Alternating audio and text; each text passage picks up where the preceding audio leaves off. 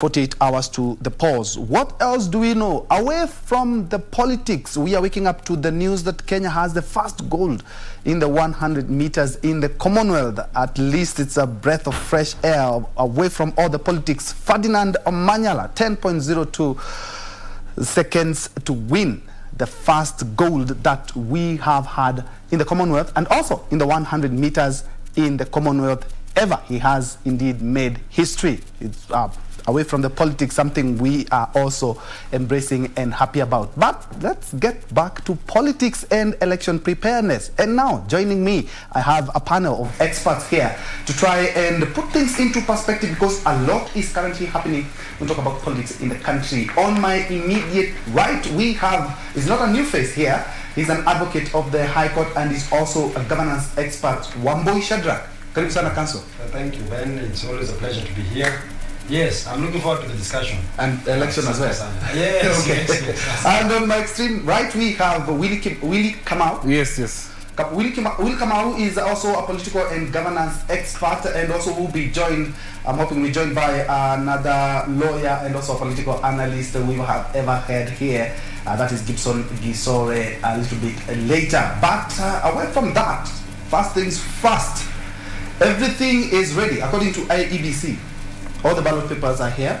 It's just the logistics they're doing to ensure that the polls are credible, fair, and each and every day, beginning Monday, they are assuring Kenyans that all is set. 4 days to the general election. Yes, Ben, perhaps even before I dive straight into the topic of discussion, I must join Kenyans and people of goodwill in congratulating Omanyala for that success and the win for Kenya. Yes. That goal means everything to us. It's the second from the year 1962 or something or thereabout. So it's a good thing for Kenya, and we are hoping that this should be a demonstration of the winning ways that we have as a country. Now, diving straight to the issue, the election preparedness, of course, with a focus on the IEBC. I begin first by highlighting that the Supreme Court in the year 2017, through the leadership of Emeritus David Kenani Maraga, told us that election in itself is a process. It is not an event. So that when you want to look at election preparedness, we do not want to focus really on what has been mentioned by the IEBC chair, that as far as they are concerned, they are ready and prepared to do the elections come the 9th day of August, next week on Tuesday. So really, mine will be a wider analysis of perhaps what we will be calling the election preparedness as far as the IEBC is concerned. But give it to them. Of course, they have had their misses and hits, but one thing is for sure is that they have tried to comply with the timelines that are set in law. The only challenge, and perhaps what might be a hindrance to the free and fair election, as far as other people are concerned, because free and fair is largely a subjective question. Because what might be free and fair to you might not really be free and fair to us. Yes. But if we subject it to an objective scale, any man or any woman who is walking in our streets here in Nairobi, can they say these elections will be free and fair? As we speak right now, there are a number of cases that are still pending in the High Court. There are a number of issues that are still pending in courts that touch on the elections that we hope to participate on the 9th day of August. So, to that extent, there has been questions. I have seen one, and I will be participating fully in it, where issues about integrity has been raised. Yes. A number of candidates. Yes. A number of candidates who are participating either as members of parliament or governors, or even the deputy president of this country, one of the deputy presidents, hopefuls in this country. So that is still a pending question, which touches on the credibility of the election come the 9th day of August. So that in a sense is something else that we should be focused on. As we know of it, Reuben Kigame, received a judgment from learned Justice Anthony Mrima, but directed the IEBC to include his name as among the presidential hopefuls that we have in this country. But soon thereafter, we saw the IEBC file an appeal before the Supreme, the Court of Appeal, and there is a stay to that to that decision that was made by Justice Anthony Mrima.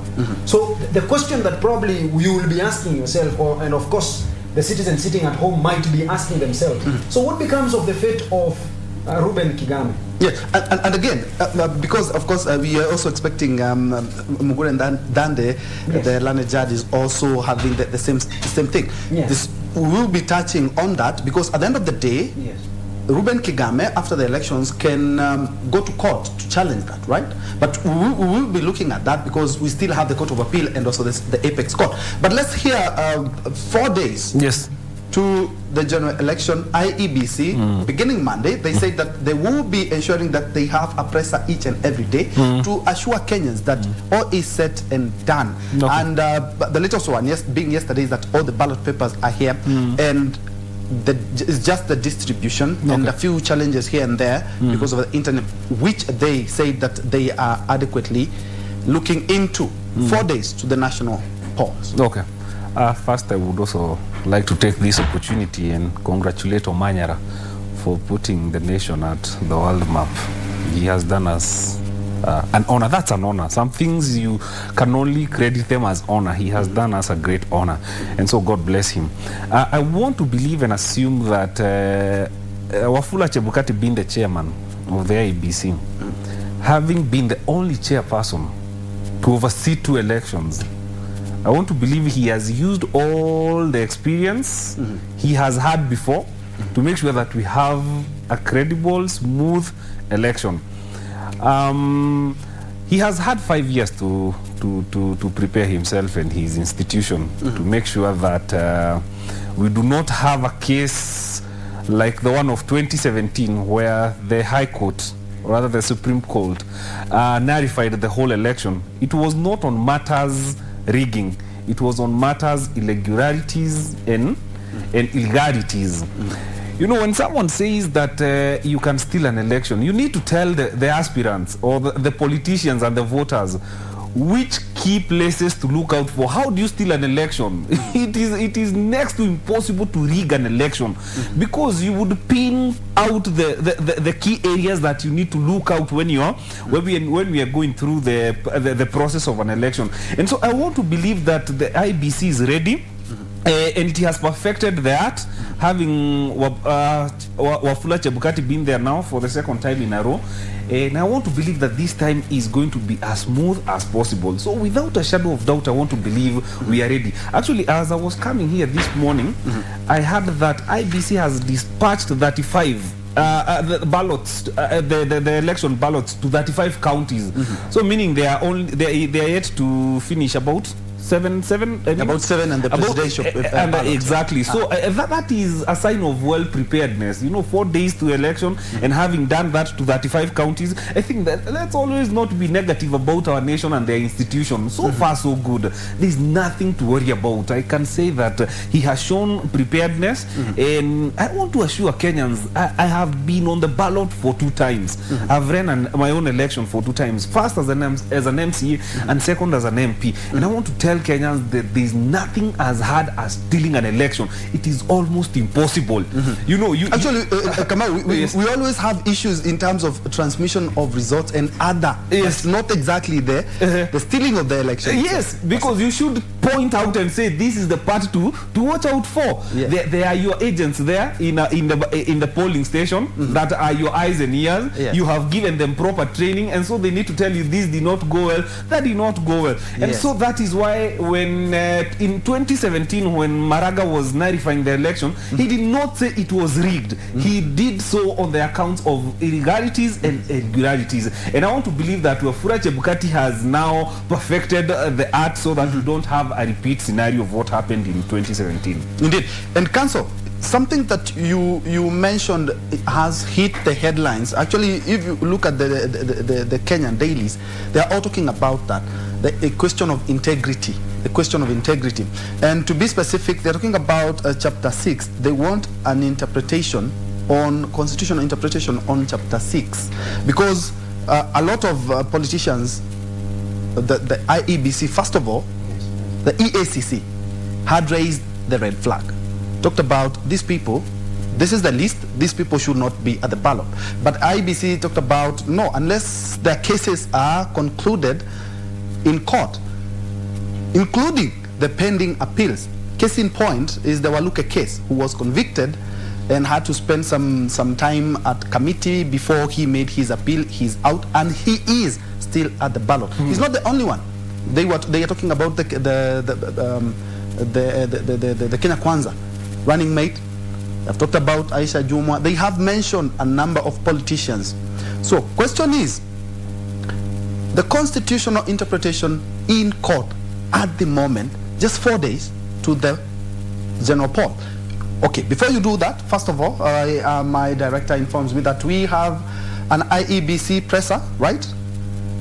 Yes, and IEBC CEO Marjan is currently addressing. Let's first of all listen in.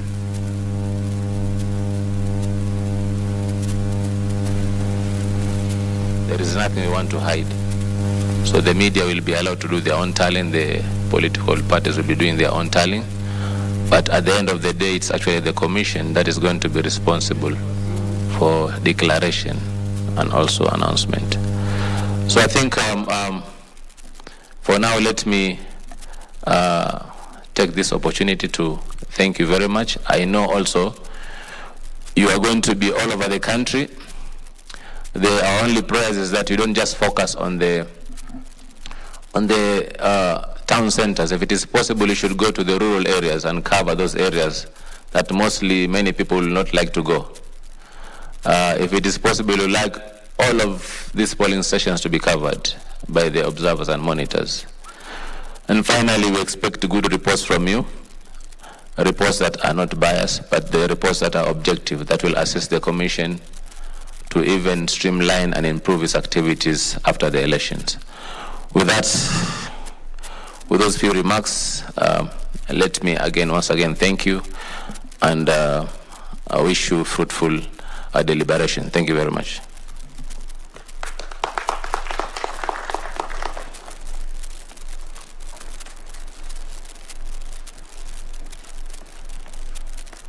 Thank you very much, Mr. Marijan Hussein Marijan, the Commission Secretary and CEO for IBC. Allow me to welcome Madam Juliana Cherera, who is also the IBC Vice Chairperson and the Chairperson of the Media and Call Center here at the National Tallying Center. Let's welcome her with a hand of applause. I know it's cold. Let's clap.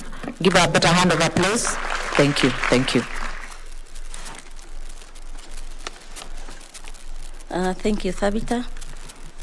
The Chair of the Commission, IEBC, Mr. Afula Chebukati, fellow commissioners, the CEO of IEBC, directors, staff, our esteemed observers, good morning. I want to first take this opportunity to thank all of you for coming to this briefing session, and also to thank you for showing your interest to become observers in this 2022 general election. From our portal, we have seen more than 10,000 individuals showing interest to become observers.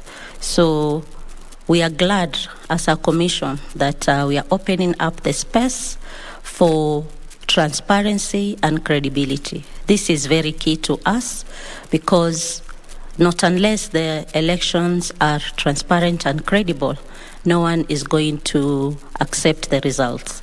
But the steps that we are taking, indeed, we are removing all shadow of doubt so that this process is very transparent and everyone can see for themselves and judge for themselves. I want to speak something on the administrative bit of it.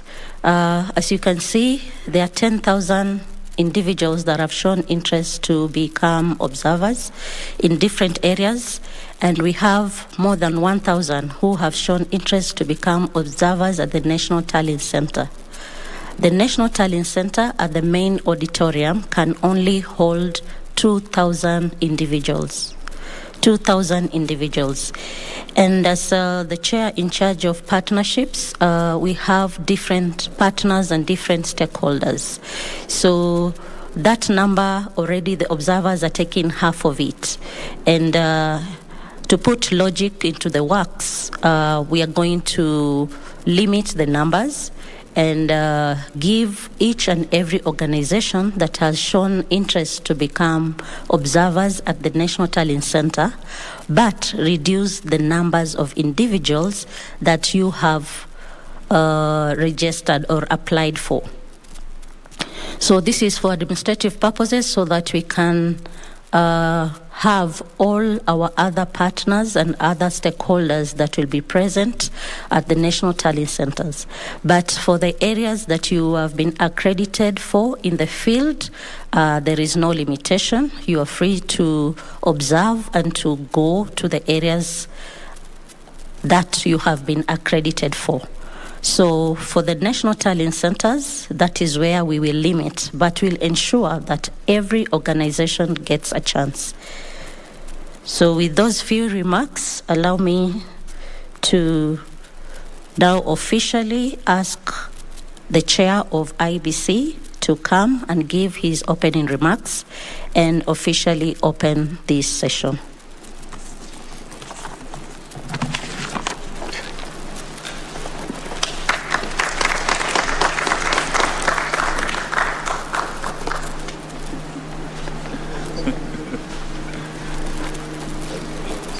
Good morning.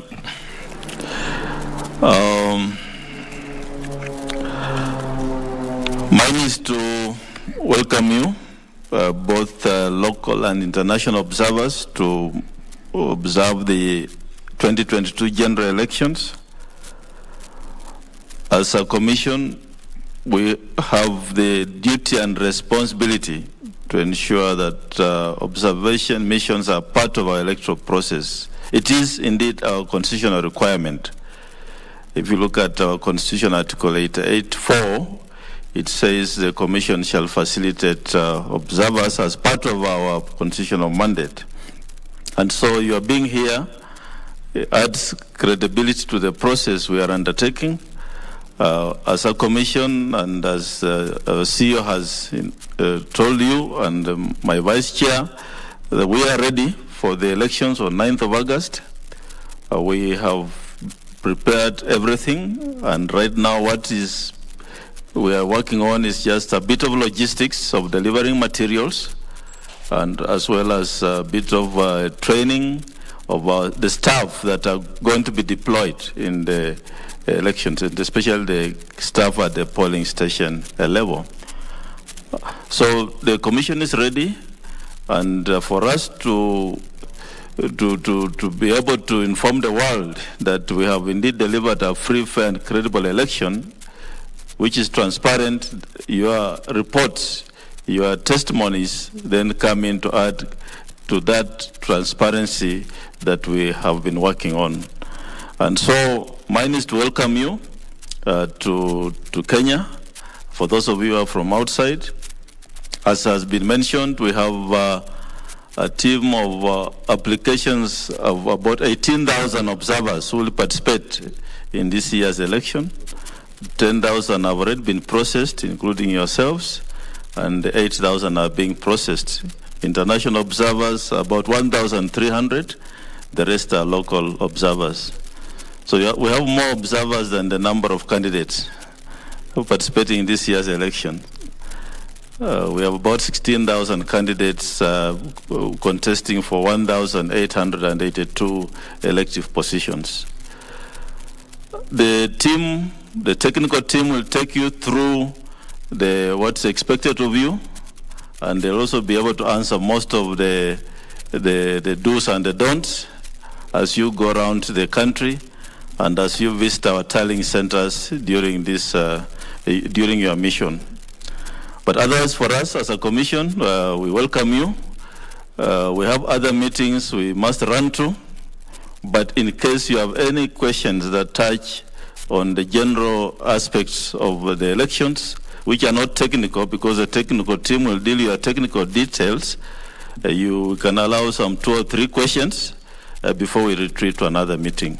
So welcome to Kenya for those of you from outside, and enjoy your stay. Thank you.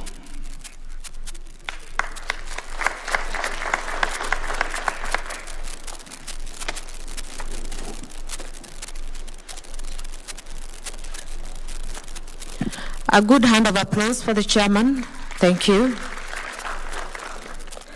Allow me to welcome Joyce Akello, Partnerships Officer, to come and give us a brief on the election observation process, principles of election observation, responsibilities of the Commission, the 2022 general election context, and observers' reports. Now the workshop is officially opened by Mr. Wafula Chebukati. Welcome, Joyce.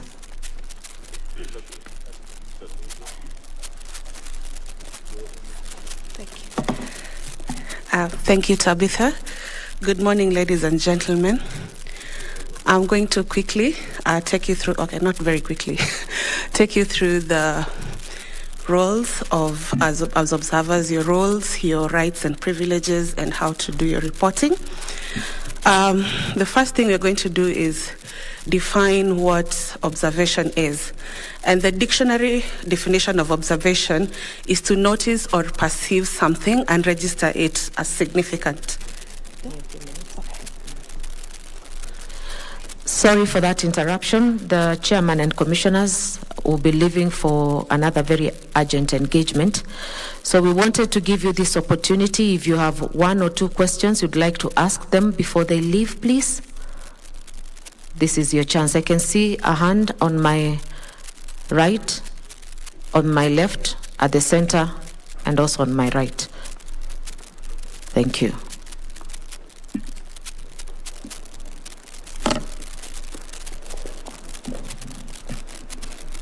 And this session will be moderated by none other than Commissioner Francis Wanderi.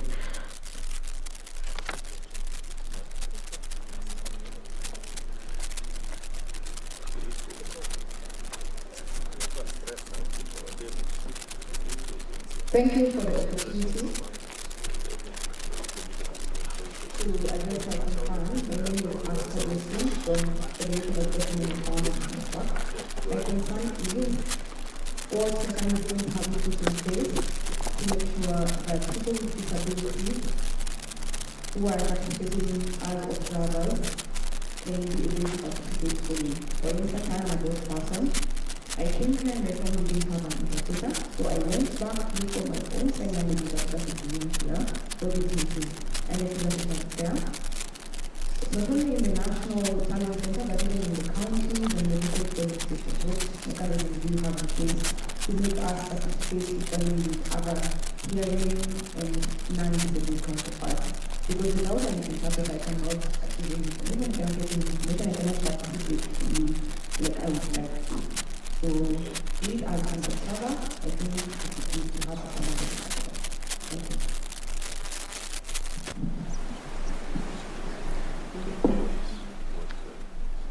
Another question?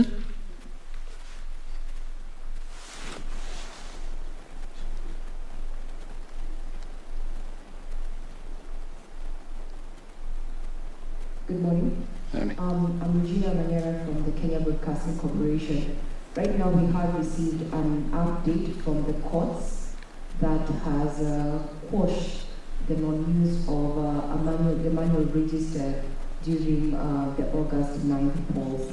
I want the Commission to actually respond to this and how this is then going to affect the process in as far as the voting is concerned. Another question, we asked 3 questions.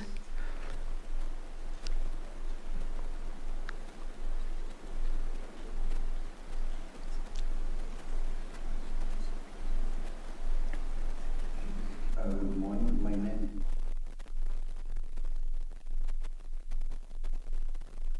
Observer workshop to ensure that everyone knows his roles. Perhaps to just point out some of the things that have been said, the hall can accommodate only 2,000 and 2,500 individuals. The numbers will be limited per farm or organization. But there is no limitation for the other polling and tallying center. Something else that has been talked about is that we have 18K observers, that is 18,000 observers. And Wafula Chebukati there noting that there are even more than people contesting for the seats to participate in this year's election. 10,000 have already been processed, and we have at least 1,200 international observers. And in that same engagement, we will be getting back. Regina Manyara is currently in that session, and she will be updating us more on what is currently transpiring. And back to our discussion, just in case you joined us, this is KBC News Check, and we are looking at election preparedness. Just 4 days, getting the polls is just 4 days to the general election, and some of the things that have been raised.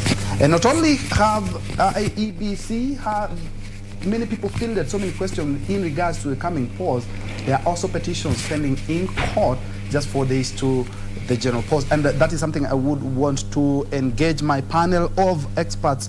And of course, we have 2 lawyers, or 3 lawyers? Have 2 advocates of the High Court between 2 lawyers. All right. We have Wambui Shadrack, who is an advocate of the High Court. We have Willie Kamau, who is a governance expert, and now we have Gibson Gisore, who is also an advocate of the High Court. Gibson, karibu sana. Asante sana. Yeah, unfortunately, you've just arrived, and we're going to throw you straight into the deep end. Okay, let me start with you, Counsel. Yes. There are so many petitions and cases pending in court, but I think the ones with the most interest first is the question of the constitutional interpretation of Chapter 6 in regards to some of the aspirants or candidates, because they have all been cleared, who are contesting in the coming election. And also we have the Ruben Kigame. I begin with, we should begin with the integrity one, then we look at the Ruben Kigame case. Yes, now, first I must highlight one thing. I believe my co-panelist here, my good friend here, who is very good at governance, have mention of elections and stealing and rigging of elections. There is a text that perhaps even our readers should try and look at. Nick Chisman and Brian Klass, they have written a text on how to rig elections. Okay, Council, apologies. Just a minute, we have to check your sound. Perhaps I am privileged to have 2 lawyers, so perhaps I will first of all engage Gisore as we work out your audio. We are having candidates who have pending cases in court, and now somebody has gone to court, and Mogode Dande has been tasked with having to listen to that case in regards to the interpretation of integrity as enshrined in Chapter 6 of the Constitution. EACC had also raised the same flag, a red flag, in regards to candidates who have pending cases, some murder. Yes, Troy, we are at a very interesting juncture where we are testing the strength of our Constitution. Our Constitution is strong enough, but there are other enabling laws which are supposed to enforce the Constitution. And I think that's where the challenge lies. The issue with now where we have to have Mugure Tande come clean or try to explain the status of what is exactly our Chapter 6 talking about is a situation we shouldn't find ourselves in. It's because of situations or institutions and circumstances which have one thing has led to another, and we have found ourselves here. That is where we need a very clear interpretation. What it is that we expect out of Chapter 6. Is it just there for the sake? Because everybody else we expect not to be running seems to be clear to run. The other excuse is about the other issue is the constitutional interpretation in regards to constitutional principles of justice and fairness. You see, somebody must have gone through the process successfully to the very end to ensure that he's allowed a fair chance to defend himself to the very end. So some of these cases, give it what I call them, whatever it is you can call them, some of these people have realized there's a loophole that you can actually be persistently be in court. However much that you've been found to have committed a crime here, you can still appeal. You can still even finish the Kenyan jurisdiction, still go to the East African court, and still say, I still have a case pending. So some of these are techniques which people are coming up with, and I think the enforcing law or the laws which Parliament is supposed to pass should actually be able to come clean and say that at what point does litigation come to an end, so that we can actually have give life to Chapter 6. Because looking at any constitutional interpretation, looking at a case example of former Nairobi Governor Mike Sonko, he has exhausted all the Kenyan courts. He has now appealed at the East African court. Yes. He's not done with his appeals. So does that mean that perhaps he could still be at the ballot pending that? Because if we are going to be waiting for all the constitutional interpretation and anybody or everybody to exhaust all the legal framework, then we could find ourselves in such a case. Yeah, I think for the case of Mike Sonko, he's just trying to vindicate himself and to hold the funds because of the expectations of the funds. Yes. Yes, but I think his chances of succeeding are slim. From where I stand, that's my opinion. But then you can't stop him from going wherever he wants to be given audience. If he has audience at the East African court, let him get it. Even Martha Karua did that to the Supreme Court and still went to the East African court. It found in favor of her, while the other courts had failed. So still it's a court, and it's a court which we as a country we are party to, so we cannot stop people from going there. All right, we're going to get back to the courts because there are so many petitions and so many things that we're supposed to hear. But Kamau, let me bring you in on what IEBC has just said. 18,000 election observers. We are having 16,000 candidates. So even Chebukati, it was a light moment. He's talking about we have even more election observers than we have those candidates who are seeking election posts. But we will weigh in on that. But first of all, let's cross over to Kisumu. Wycliffe Okech is currently on standby to give us a feel of the election preparedness in Kisumu. And remember, you do remember some of the states, some of the countries have talked about Kisumu and urged their countrymen or their kings not to be in Kisumu if they can really avoid it. But of course, IEBC and the security forces saying that all is set. Wycliffe, what is the latest from Kisumu?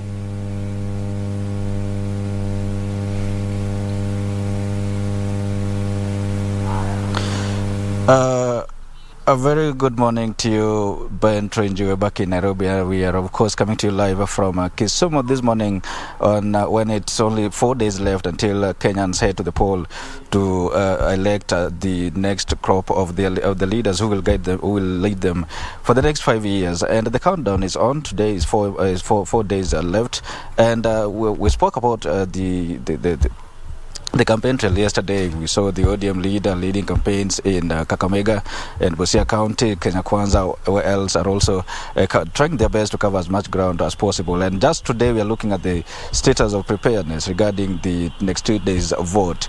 And by yesterday, the electoral body had indicated that the distribution of materials is underway. And by yesterday, about 60% of the distribution had already been conducted, with only about 40% remaining. And just narrowing down from the national level to the county level here, we are looking at the county of Kisumu with the number of constituencies. That is 7 constituencies here in Kisumu. And just looking at the situation of preparedness here in Kisumu, I believe there's no better person to help us understand that other than the Kisumu County Elections Manager, Mr. Solomon Modanya, who I have with me here, probably to help us understand the status of preparedness of the coming vote next Tuesday. Mr. Solomon, we are live on KBC Channel 1, our news check show, and today we are discussing election preparedness.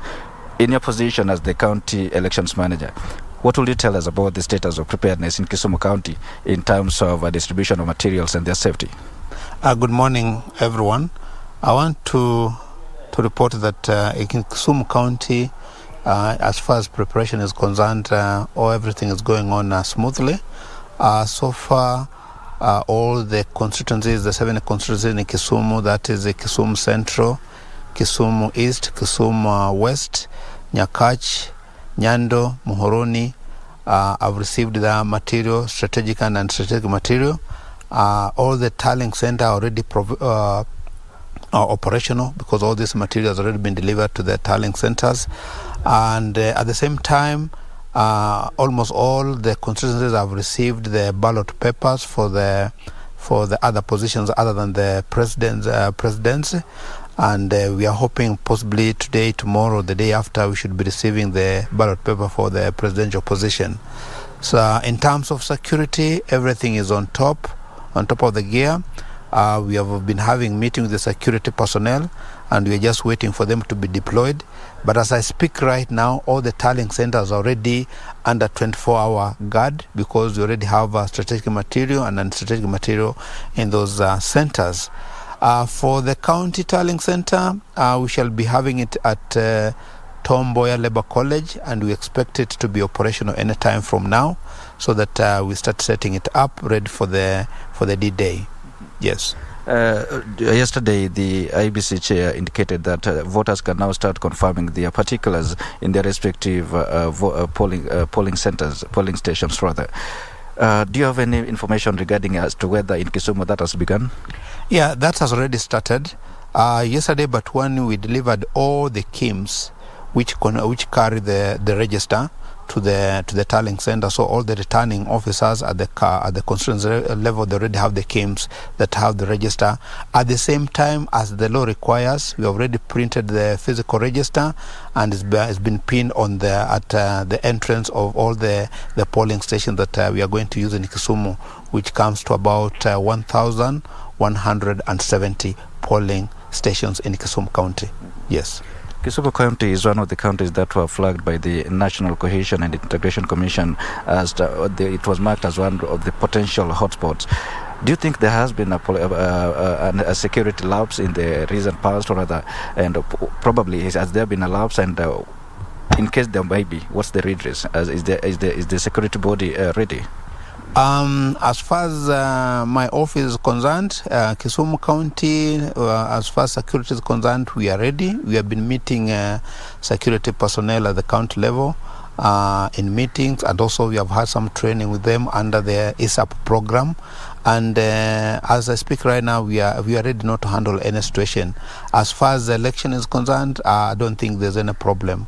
What you're referring to could be maybe border issues between Kisumu and Nandi, but I think the security team is dealing with that effectively. Yes. You're the county elections manager. Yes. What message do you have for the electorate? We only have 4 days. Do you think, in your position, do you think vote education has been conducted effectively? Yeah, vote education has been conducted effectively. For the past 1 month, we have been doing vote education, and it's still going on.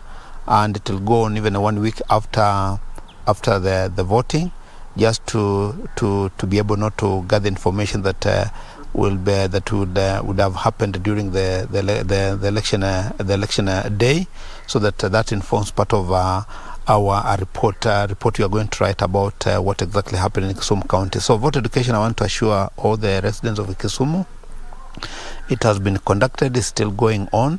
And we have had one count vote educator at the constituency level. We also have one, and then we have 2 vote educators at each ward, and that is going on. So far, the progress has been very good, and I want to appeal to the residents and all people of Kisumu, please, to come out in large numbers to cast their vote, so that now they're able to determine to choose leaders who are going to lead them for the next 5 years. All right. Yeah, thank you so much, Ben. That is Mr. Solomon Mudanya. Actually, he is the Kisumu County Elections Manager, speaking to us there about the status of preparedness here in Kisumu.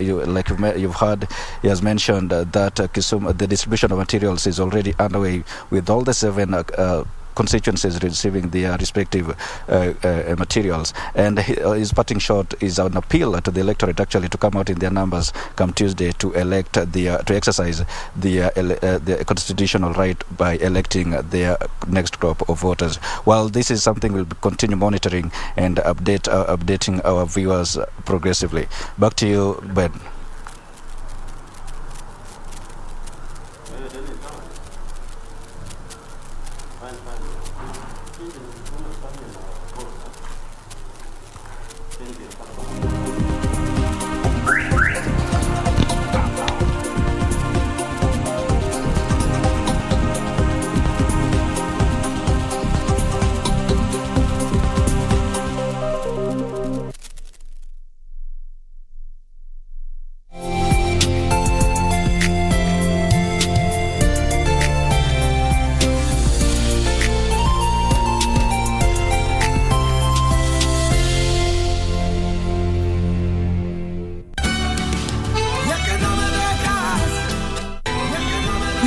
Continue to keep on living like this. We made it, sweetie. Now Gonzalo will never find his money again. Never. Lionel can't do that to you. No, he can't leave with the money that is mine and my son's to inherit. No. I want to be with you and with our children. Because for me, Mao will be like my son.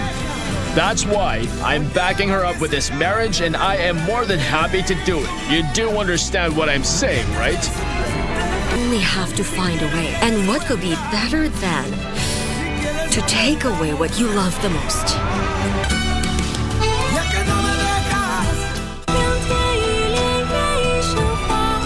Both of you are going to have a baby soon. Genova is here too. The king won't do anything to you.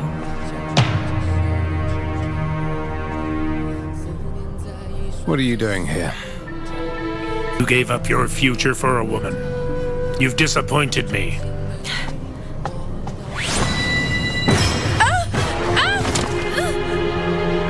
Echo's fan.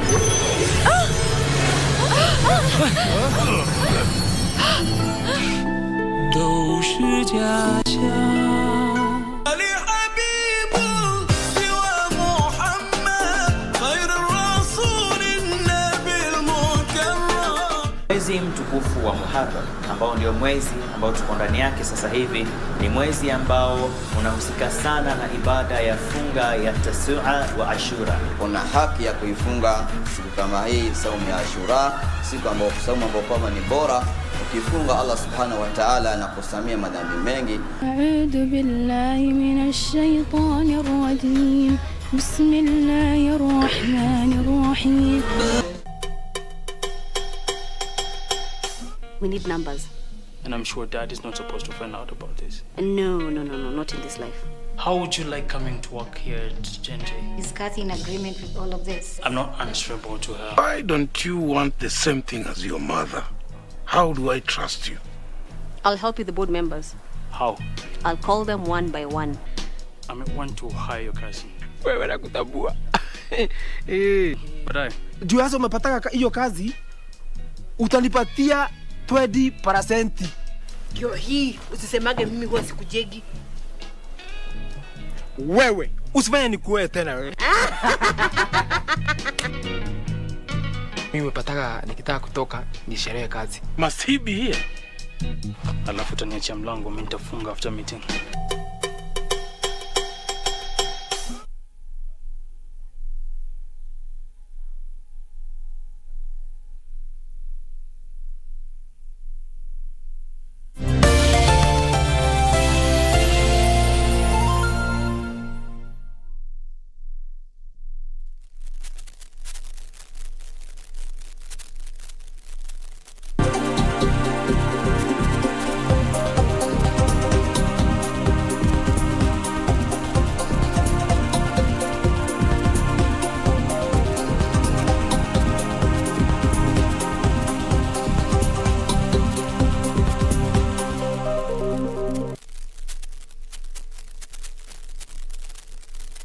Welcome back. This is KBC News Check. We are looking at the countdown to election, just 4 days to the general polls, and we have been to the Bomas of Kenya, where IEBC is holding a workshop with observers. 18,000 have applied for that, and over 10,000 have already been cleared. 1,200 plus international observers have also been cleared to oversee that election. Then from Bomas, we've headed to Kisumu, where our reporter Wycliffe Okech has been talking with the County Returning Officer IEBC, and some of the things he has mentioned is that it's all systems go. Some of the poll materials are already there. They're just waiting for the presidential ones, and the materials there have a 24-hour guard. And of course, the voter confirmation is ongoing. Remember, IEBC the day before yesterday announced that as a voter, just to clear the whole issue of the manual voter register, they have pinned the manual voter register, or if you like, the physical register in your polling station. So it's upon you to go and check whether your ideas are still there. And also, he has talked about voter education is still ongoing, and I believe it's something that we also need to look at, the civic education. And some voters don't even know their rights as voters. But for now, we are crossing over to Mombasa, but on a different thing. And it's not a matter of election, but today, the head of state, President Uhuru Kenyatta, he is expected to commission the Makupa Bridge, and we have our very own Michael Mwadiga, who has been keeping a keen eye and is on standby to give us a feel of what to expect today. Michael, over to you.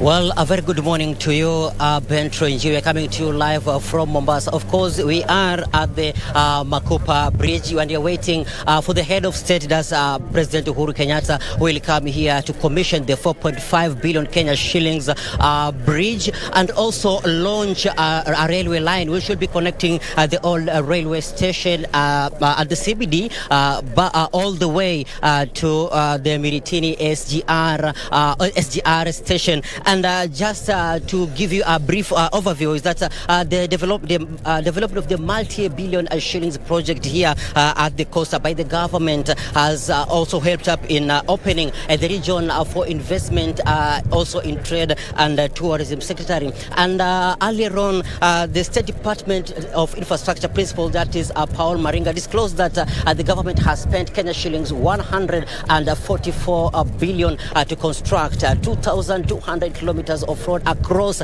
the vast coastal region. And these projects have been spread all across the counties of coastal region, that is Lamu, Tana River, Taita Taveta, Kwale, and Kilifi. And just to give you just an insight on what will be expected on the launch of the new railway line, which will be connecting the old railway station at the CBD and that of the SGR in Miritini. I'm hereby joined by the Changamwe MP, just in a brief, just to tell us the importance or the significance of the railway line, which will be connecting the SGR terminal to the station at the CBD.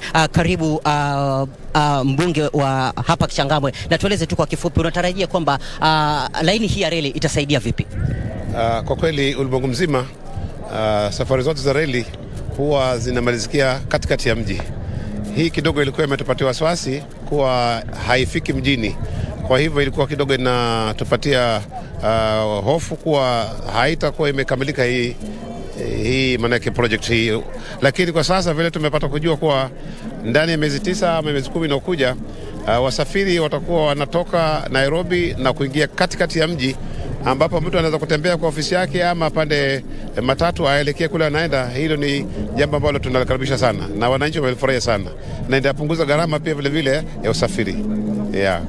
Okay, thank you so much. Of course, that is Changamwe MP. That is Changamwe MP just giving us just a brief on the significance of this railway line, which will be connecting the SGR terminal in Miritini with that of the CBD here in Mombasa County. And of course, these are some of the mega development, infrastructural development projects which have been launched by the government just to open up the coastal region. And as I've told you earlier on, it has opened up the region both on investment tourism and trade. And as you know that Mombasa County is the hub of tourism. We have our coastal beaches which are here, and some of these infrastructure projects are also aiding the growth of tourism sector, because it has also led just to entice those both local and international investors just to invest in this vast coastal region. And mind you, the opening up of these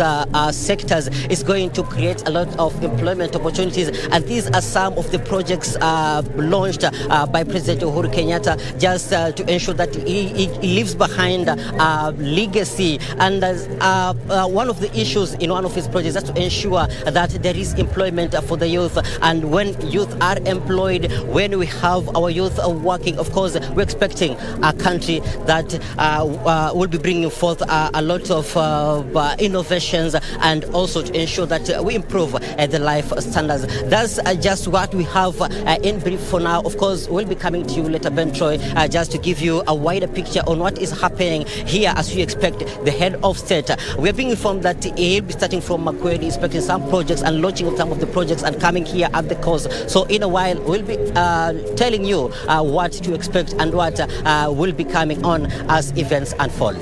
Back to you, Ben Troy.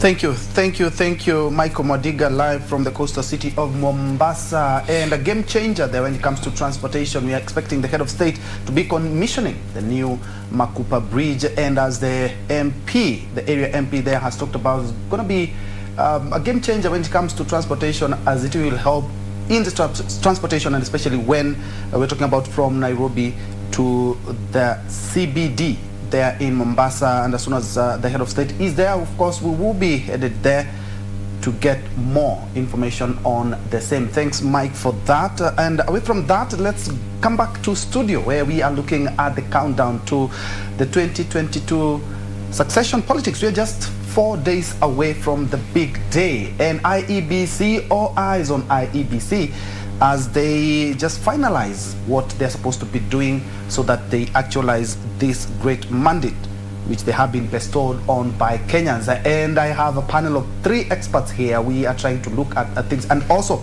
talking of commissioning of the bridge, the head of state has been quite busy of late. Yesterday, you do remember, he was commissioning a military university, and the day before that, he was opening up a dam. He has been quite busy. Well, we will be talking about that a little bit later, but first things first, let's first of all finish up with what IEBC. I was with you, and looking at all the observers, 18,000, they are even more than all the candidates who are contesting, just to show how IEBC is keen to ensure that this election is free and fair. And it's a good thing that you brought about the issue of election stealing in Kenya, because it's not when we are casting the ballot, when we are transmitting the result, it's where the issue basically has cropped up. And my 2 advocates here can attest to me that the cases in court were not exactly in the casting of the ballot in 2017, but more or less in the relaying and tabulation of those results. Your take? First, Troy, allow me just to throw a thought on what you had previously asked my friend here. Matters, courts and elections. You see, election is a process. It's not a one-day event. And there are so many stakeholders that are involved. Now the problem is that all these stakeholders involved are not in sync in this country. One of the things we have realized is that there is now that tug of war. Who calls the shots? Who wears the pants in the election, in the election process? Someone like Mike Sonko is, at one point he's not cleared, he rushes to the court, he's cleared, then he's on the ballot, then he rushes somewhere, he's not cleared. You come to Kiambu, where there's a senatorial candidate who was not cleared, matters, corruption. Then he rushes to court, the court says you cannot be cleared, he goes to high court, and then he's cleared, now he's in the ballot. It was actually rumored that the ballot paper, by the time it was being cleared, were already printed. So we don't even know how that is going to play out. Anyway, let's come back. You see, an observer, what's the work of an observer in an election? It is to observe not to talk, not to comment, not to give advice, whether you are a lawyer or what you are, is just to observe and write report. Just in case of any dispute, okay? These are now the reports from the observers that now the court rely on to make their ruling and their judgment. And it is actually advised, you know, we've spoken about civic education.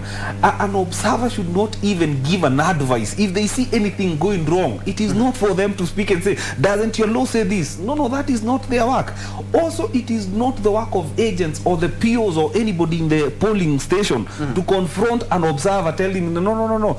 Their work is to observe and write a report, because in case of any dispute, those are some of the things that are looked into by the and having come from an election that had a lot of bone of contention with the issues of irregularities and irregularities, those reports will be relied on, because I want to believe we will have so many court cases right now moving forward after 9. You will say, oh, this guy Gibson Sidui did what, this one did do what, and so when we have these people in every polling station taking their observations and writing their reports, it is very crucial.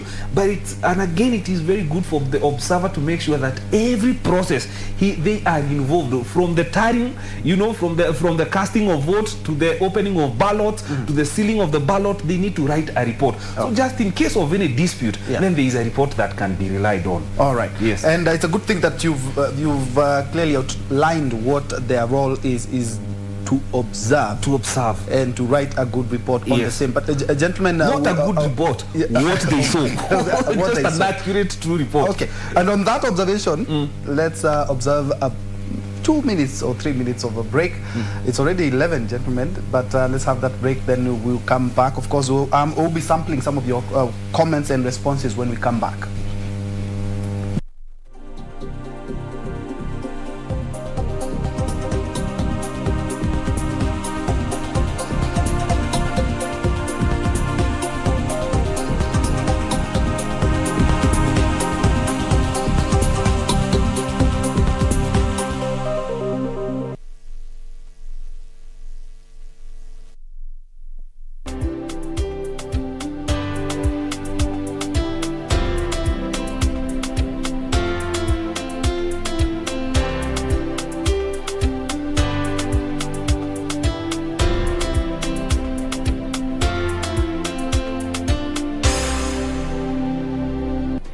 Do you have a news story to share with KBC? Get in touch swiftly on email news@kbc.co.ke or call 0723-892-654 or 0734-780-124.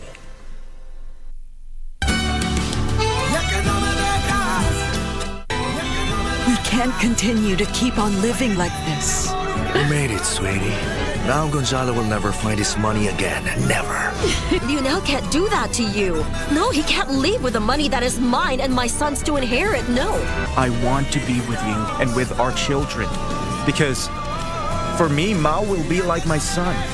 That's why I'm backing her up with this marriage, and I am more than happy to do it. You do understand what I'm saying, right? Only have to find a way. And what could be better than to take away what you love the most? The 2022 Commonwealth Games will be hosted in Birmingham, United Kingdom from the 28th of July through the 8th of August 2022. Team Kenya is set to make its 17th appearance at the Games. Kenya will contest for medals in several disciplines, among them athletics, boxing, hockey, rugby, weightlifting, wheelchair basketball and parasports, among others. Watch the Games live on KBC Channel 1. KBC Channel 1, your true sports partner.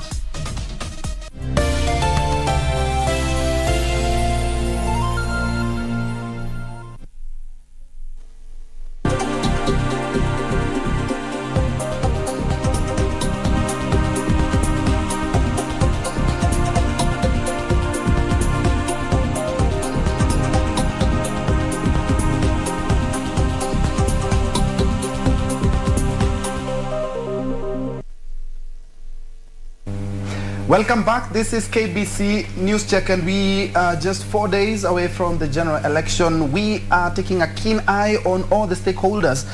IEBC has said that all is set and is actually meeting observers and other stakeholders at the Bomas of Kenya. We are keeping a keen eye on that. Of course, we're also keeping a keen eye on Kenya Kwanza. They announced that they are going to be having a press conference more or less on the election preparedness, and the gentleman in studio with me are trying to put things into perspective.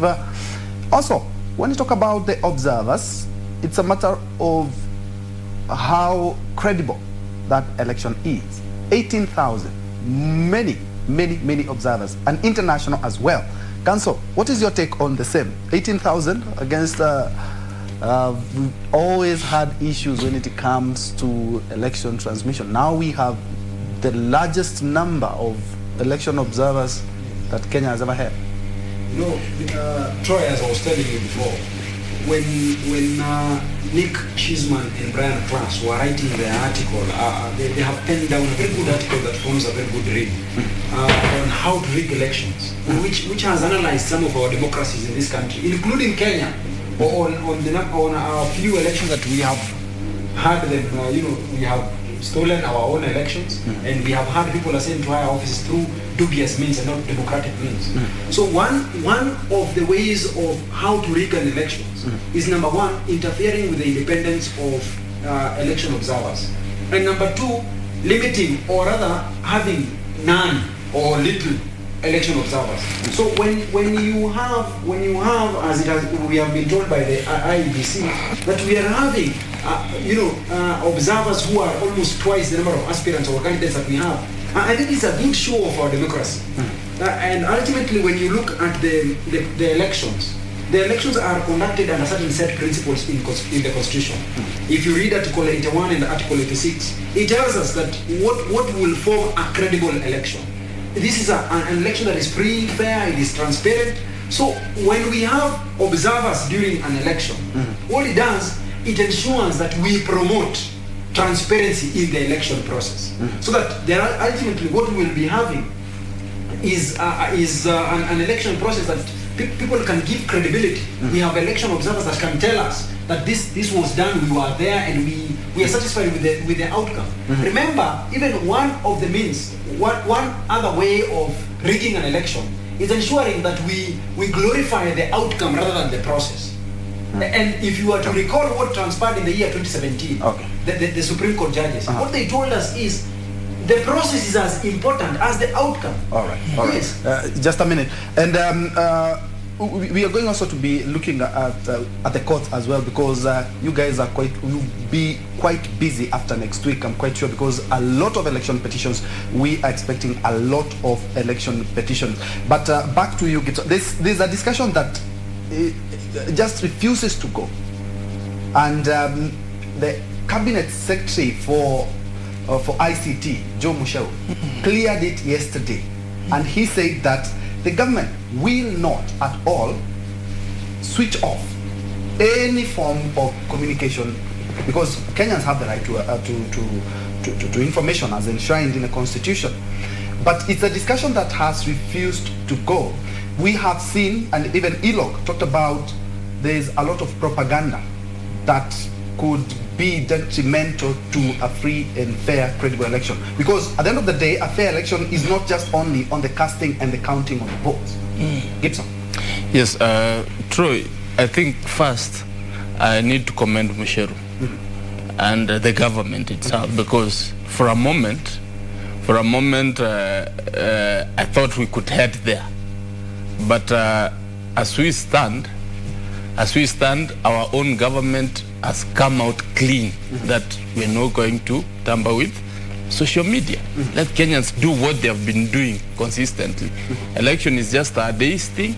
It's a process, and we shouldn't be shocked that we are going to vote so that we switch off things. We can't panic. That's a sign of panicking. We have seen, for example, in Uganda, when they were doing elections, internet was switched off. In DRC, the same thing. In Ethiopia, the same thing. So we are living in a community where we have people or governments which do not trust their own people during elections. or they want to hide something from their own people, which they can't manage. So they don't have trust in their own people so that they can be able to shut their internet. So for our government to come out clean and say that we're not shutting, it shows how mature a democracy we are, how much the government believes in liberties, because social media is now a constitution of liberty. Look at it from whichever way, but now it's part and parcel of life, because it's a way of communication, it's a way of people expressing themselves so that you know what is happening where. So that if you piece these things together, you can actually be able, it's also a kind of an observer process on the side. So that is very important. I'm going to give you a chance as well, but still on the same, where can the government, or at what point can the government intervene? And what laws can they use to say what we have seen now is too much? We really need to regulate. Because he said, no, we are not touching. But at the end of the day, if you see Uganda, DRC, all those countries, there's a point that social media propaganda got so that the government can get to that decision. I don't know, you know, if we go back to what Michelle said, when I think one of the commissioners of one independent body, what is the name? He tried to say that, you know, it might get there. I think the Cohesion Commission. Yes. Michelle on Twitter wrote, I don't know which framework we're going to use. Because for him, as the ICT minister, he doesn't know any framework which can lead to Kenya shutting its internet. So it means he's a strong supporter of social media. Having worked at Google and having been exposed internationally, I think we cannot think any less of him, because now he stood to his grounds. Sometimes it could have, they could have used an excuse. You know, these other governments use an excuse to just shut the internet. Even the people who are on internet in these other countries are not as many as in Kenya. So internet is well established in Kenya. It's actually one of the fastest in the world. So it has become part and parcel of the life of Kenya. So if you shut it off, there's a lot of other things which are going to go wrong on that particular day, because it's not all about elections. There are other things, people doing marketing, selling their things. If you shut it, then what happens? Wakili, perhaps you can also dig in that. Yes. I mean, I join my colleague in, of course, appreciating the place of technology, especially internet in our current constitutional dispensation.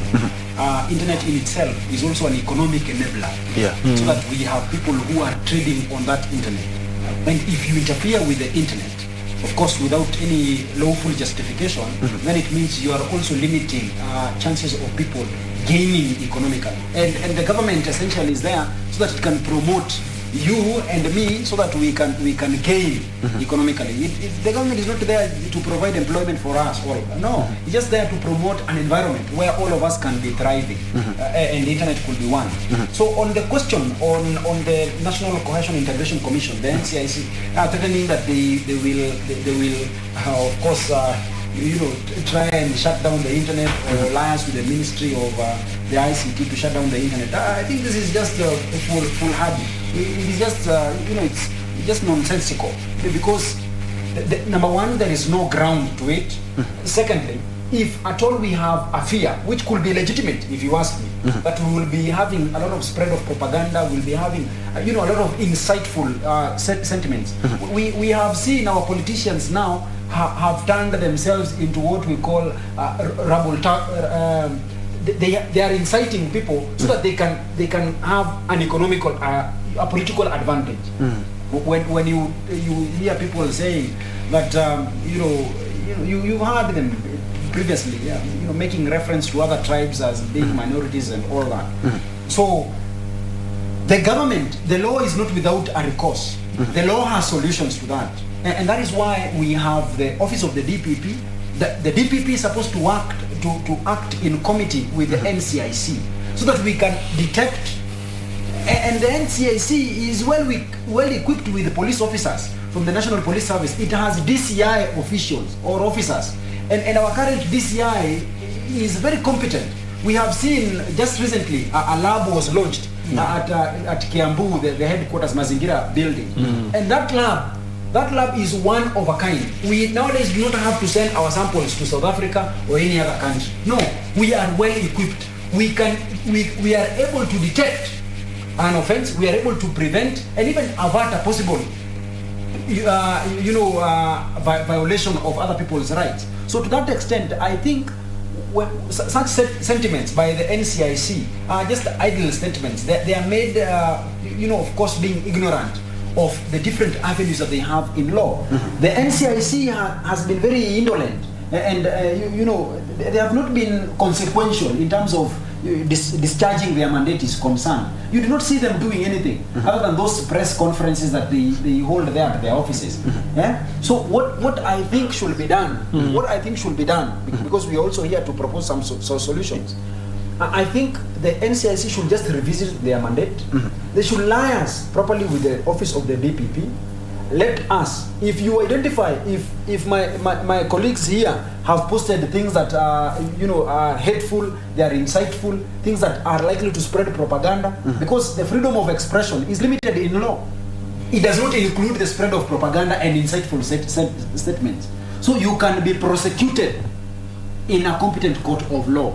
So you cannot, in all sincerity, you cannot shut down the internet basically because you feel uncomfortable that Roy, Ben has used the internet to propagate insightful statements, to spread propaganda. No, that is just ignoring the avenues that we have in law. So we, as a country, we have never run short of laws that can help us. The only problem is faithfulness. We are not faithful at, looking at the law. We are sometimes we even ignorant of the laws that govern us. Yes. Maybe. Yes. On what Wakili has said, in this country, you have seen people prosecuted of what they have posted.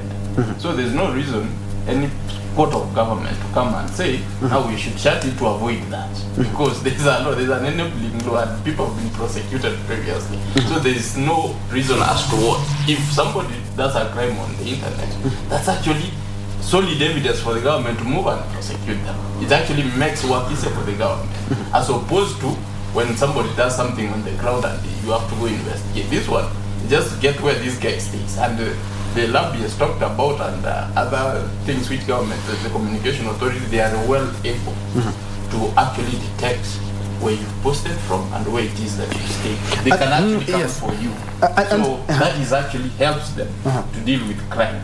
And still on the same, because looking at why people are inciting, because it is something that has been raised by even election observers, that there has been a lot of propaganda and insightful messages. But unfortunately, we have not convicted any politician in regards to the same who is in jail, because looking at all the election cycles, in 92, remember in the Burnt Forest, in 97, in 2007, even if we have free elections, we are still having 1 or 2, 3, 4 pockets of violence, but we have never convicted any politicians.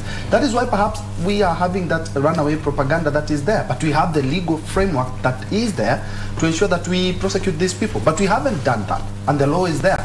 What I can tell you is the fact that government has realized that internet is the best thing. If we go back to 2007, Kenya was one of the countries which used social media to actually track and help people who are in the violence-prone sites. And that evidence went all the way to the ICC. It's actually what was relied on to prosecute the president and the deputy president and the other people. So that came in handy to actually to rescue people in the first place who were suffering. Secondly, it came as a very key component of evidence to go take people to the ICC. So if we are at that level, and Kenya was the first country to do that, so we can't be pioneers in some things in the world, and then we reach at an election and then we want to backtrack just because there's an election. Because we, for one, should be the people who are actually promoting this, that we need to use internet so that we can actually be able to go to the ground and be able to pin whoever it is that we want to pin. Because also trying for people who have maybe, for example, even with social media, somebody needs to take a video of people who are trying to to burn somebody's house. You in a village, you can be able to track these people. I mean, unless what of a situation whereby you find that a house has been burned, you have nothing of the sort. But provided that photo is posted, you have people to prosecute. So that is actually a plus. It helps us, and then we have the enabling laws to process these particular kinds of evidence. So I think the challenge our neighboring countries have, for example, Ethiopia has been a closed economy. Uganda has been closing down on social media issues because of the kind of regimes they have. DRC, I think, the same. So we cannot compare ourselves to that. So we actually, at a vantage point, to promote democracy, to promote use of social media, in ensuring that we do not get in prosecuting crime, and also promoting issues of how to actually expose or do fair elections. Yes. Indeed. And let me first of all sample a few comments before we continue with this live discussion. We're also going to be looking at what some of the things that will be remembered. The head of state, President Uhuru Kenyatta, will be remembered. Ronald Koril, thank you for your good comment. You say good work. Kerry Ocheng is also watching from Facebook. That is Kelvin Mukovi, all the way from Masienze Ikolomani. Faith Jebet, you have issues with the IEBC. Muse Martin, you're talking about okay. Habari Asubuhi, Mark the Prince. Of course, there's several of them. We do thank you for your comment, but let's have that break. Let's have a break, and then we'll come back to discuss further. Also looking at some of the challenges the country still is going through. We have drought.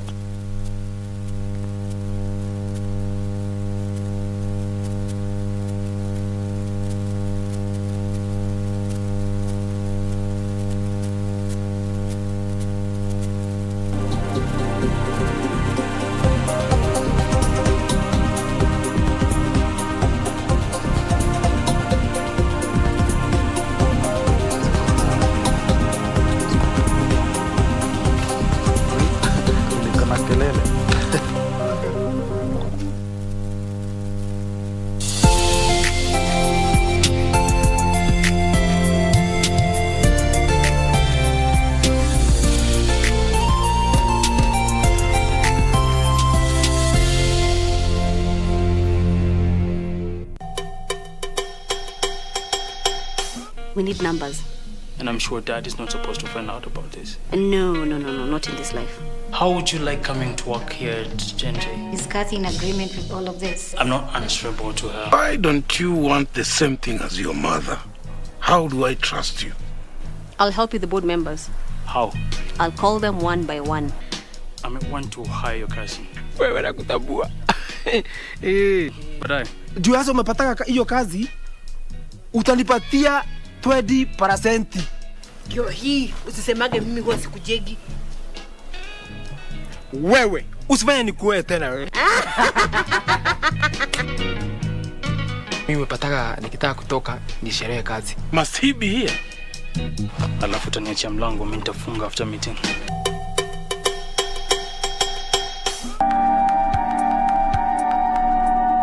Pitu ndio umekwambia nipigie simu niombe msamaha. Forget. Shida gani kukataza kwenda kwa Christine usikiagi? Ona bala sasa. Kuna mtu anakuanga side yangu kwa hii family. Ukijana anatumia Jane vibaya sana. No, sometimes love can be blinding. Unaweza ongea na yeye? Mimi na Jane, you know I've always wanted a white wedding. Are you even sure you love him? What do you know about marriage na yako hata haiendi vizuri? Oh, Jane, you really don't know me. Huyu msichana vile ni bad news. Si unajua familia yao vizuri ama mwasahau? Najaribu kumuelewa kakake. Nini nilikufanya ukoleka na dada? Ulikuwa unampenda? Bado ninampenda. Sijaiacha kupenda babako. Na unampendea nini? Usinisumbulie mtoto, niko na mmoja, mimi sina watoto wengine nje. Wewe ni mtu mzima sasa. Kwa hivyo leo na kinyangari kati chochote ndio ufurahi, si ndio?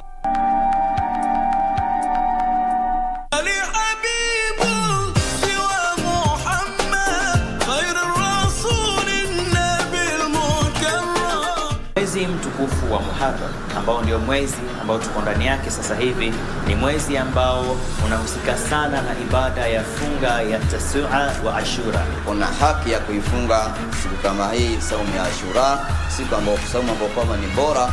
Ukifunga Allah subhanahu wa ta'ala anakusamia madhambi mengi. A'udhu billahi minash shaitanir rajim. Bismillahir rahmanir rahim. You got my gold, Mattress People's gold, and I'm coming to get that gold. We'll see you in the ring. You took me to the cleaners. My house now belongs to the bank. My business, kaput. The booze won't make you any better. Lower the helm, or better still, lose the meaning. Say I'm pathetic, but you're the pathetic one. Firing me because my brother dumped you for a better woman?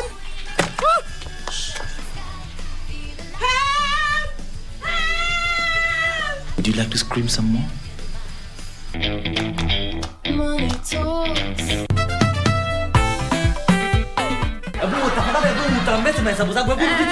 Fanya hivi, nitatoa 100 yangu hapa hivi, utapitia baadaye pale kantini uchukue change. Ndio hii 100, chukua hii 100 basi.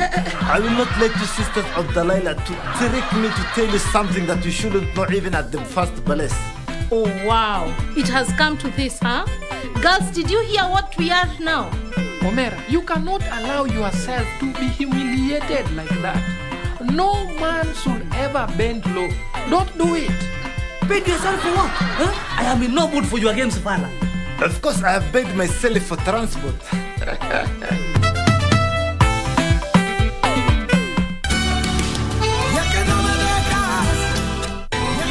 We can't continue to keep on living like this. You made it, sweetie. Now Gonzalo will never find his money again. Never. Lionel can't do that to you. No, he can't leave with the money that is mine and my sons to inherit. No. I want to be with you and with our children. Because for me, Mao will be like my son. That's why I'm backing her up with this marriage, and I am more than happy to do it. You do understand what I'm saying, right? Only have to find a way. And what could be better than to take away what you love the most?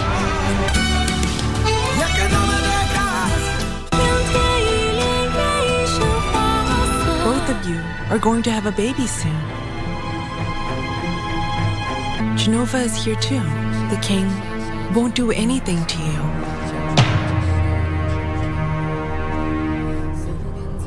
What are you doing here? You gave up your future for a woman. You've disappointed me.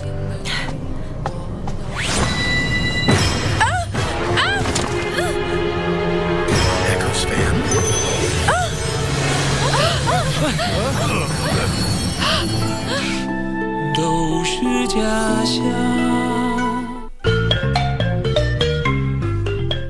Wiki hii kwenye Mkulima tutajifunza jinsi ya kupima mchanga na umu wake kabla ya kufanya upanzi. Wima atutembelee ndio tumweleze kama mchanga yake iko na viini mbaya zile zinaweza dhuru mumea.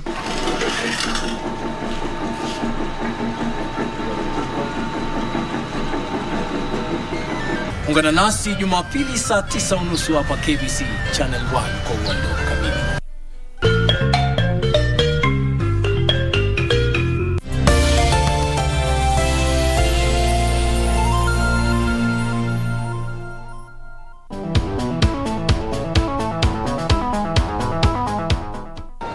Can Omanyala become the first Kenyan to win this title in 60 years?